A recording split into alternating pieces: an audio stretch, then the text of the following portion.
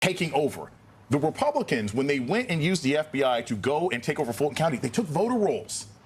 They took voter rolls, and they're going to use that to hunt down and harass individuals who should be able to vote this fall. Here's the thing that I learned in your reporting, Vaughn, yours, Carl's, and Laura's reporting, which is, in as much as this is about elections and destabilizing elections, there is what you could describe as the side project of Stephen Miller's deportation machine. Let me read you some of your own reporting.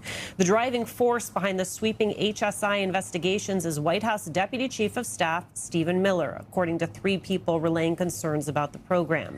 His office has held weekly meetings on the launch of the plan in recent weeks with both DHS and Justice Department leadership, the people said. Part of this, Vaughn, is about elections and democracy, but part of this also is about Stephen Miller's project to expel people from this country. And I think that the part about this is when you're looking at the idea of the Great Replacement theory, it has been used to essentially try to galvanize Republican voters around the country, and especially the 2018 midterms, the 2022 midterms. And that's the idea that Democrats want immigrants to come into the country so that they can vote. And there is just a reality that there is no evidence of widespread or even significant or even minuscule voting by undocumented individuals in the country in American history. And I think that this is sort of, it reminds me of also there was this big investigation by the Republican Attorney General out in Arizona back in 2022 in which there were allegations, conspiracy theories of dead people voting.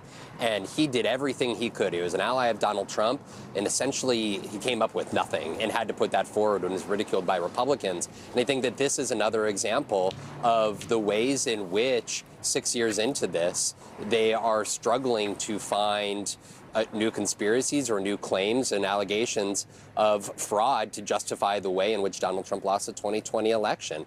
And I think it's important that there are still individuals within the White House, Stephen Miller, but also at the local level, like one of the state election board members here in the state of Georgia, who just about an hour and a half ago, the words that she said were, quote, "We want free and fair elections in Georgia, because right now we do not." That is one of the individuals that in real time here in the state of Georgia, just 7 months from the midterm, is help shaping election administration policy here in this pivotal state.